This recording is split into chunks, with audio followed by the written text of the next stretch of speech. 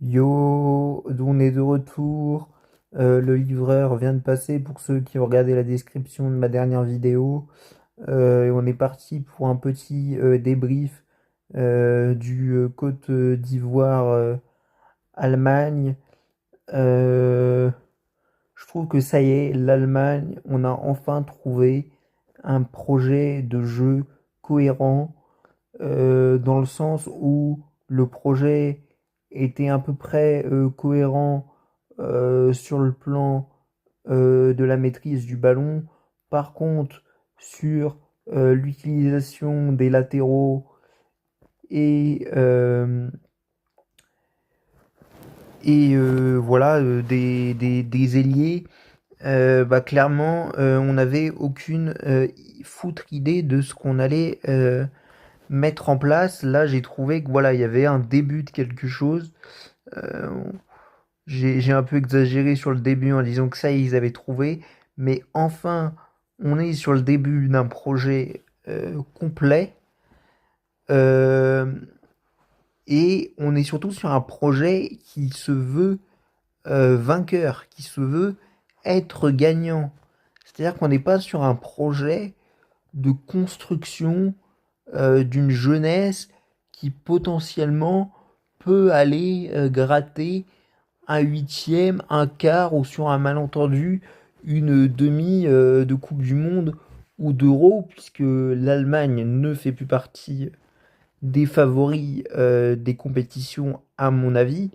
Mais sur ce qu'on voyait de Nagelsmann, on voyait surtout un entraîneur, oui, qui n'était pas habité par la gagne, mais seulement par le fait de produire du spectacle. Là, je l'ai senti un peu plus animé par la gagne, même si, attention, je n'ai pas vu un truc ultra, ultra engagé de sa part, mais quand même.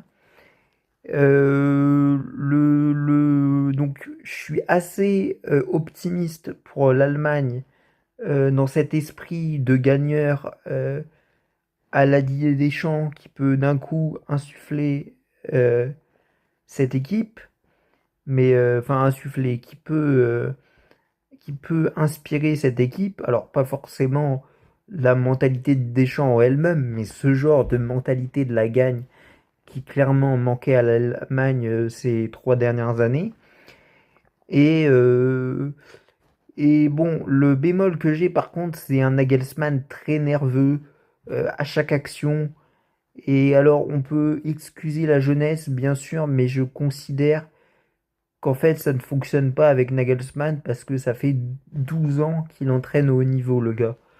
Donc l'excuse de la jeunesse, un peu comme Paul Pogba quand on en trouvait lorsqu'il jouait à Manchester United, elle ne peut pas fonctionner vu le nombre d'années qu'il exerce. Euh, donc ça, c'est quand même ma grosse inquiétude côté allemand.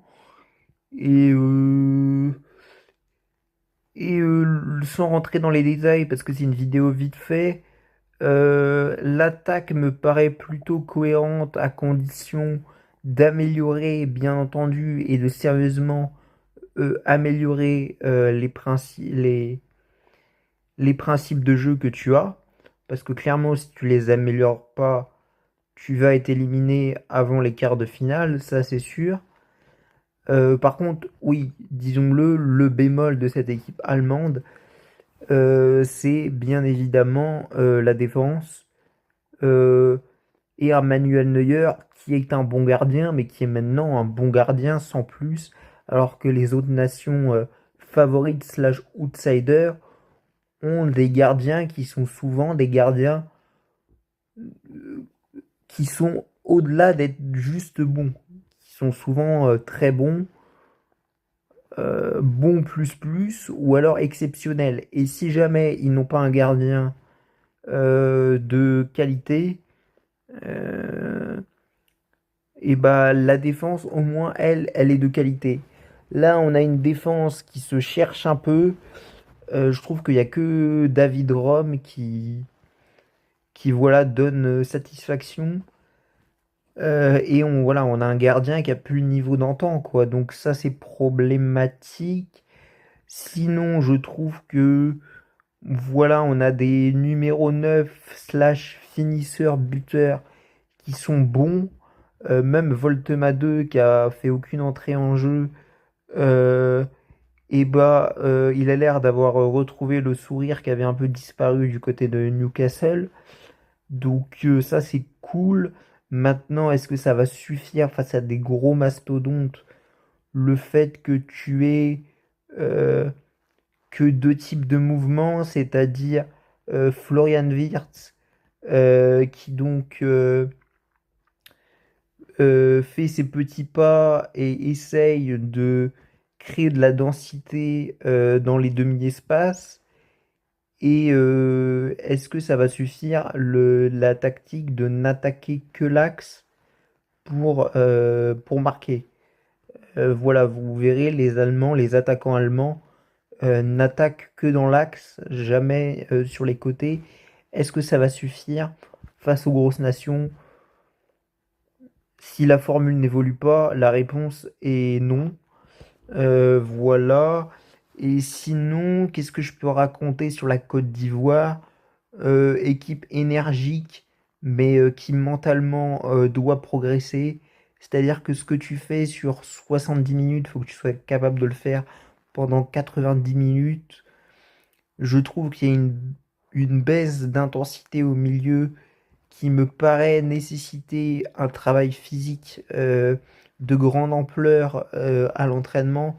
Alors de grande ampleur, pas trop non plus pour pas cramer les joueurs physiquement. On va pas faire que du foncier parce qu'on n'est pas en préparation de Coupe du Monde, mais on y est bel et bien. Euh, donc voilà, ça j'ai trouvé.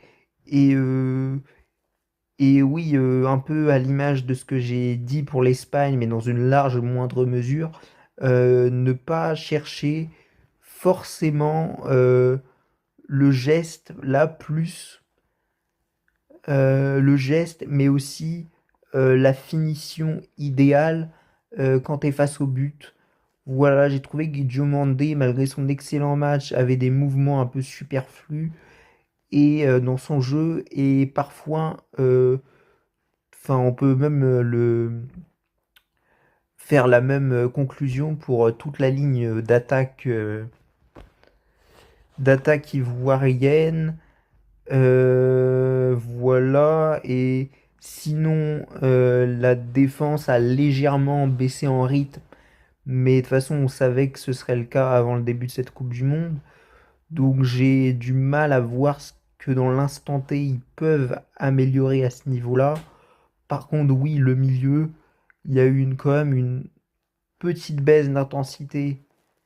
Euh, la baisse d'intensité de la défense était vraiment très minime, mais contre une équipe comme l'Allemagne, qui a l'expérience, qui a son histoire en Coupe du Monde derrière elle, ça ne suffit pas pour remporter le match. Ça peut suffire pour faire match nul, mais malheureusement, Denis Sunda a fait une entrée stratosphérique et a décidé euh, de donner la victoire à l'Allemagne.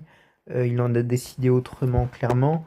Mais en tout cas, ouais, cette baisse de régime au milieu de terrain, elle ne suffit clairement pas à battre une équipe comme l'Allemagne et donc clairement pas les nations au-dessus qui doivent être 6 ou 7. Voilà, je placerai 6-7 équipes bien devant l'Allemagne.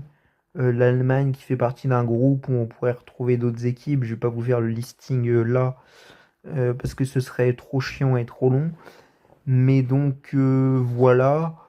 Et j'ai trouvé qu'on était un peu dur par contre sur le loupé de Simona Nigra. Je trouve qu'il fait pas le mauvais choix.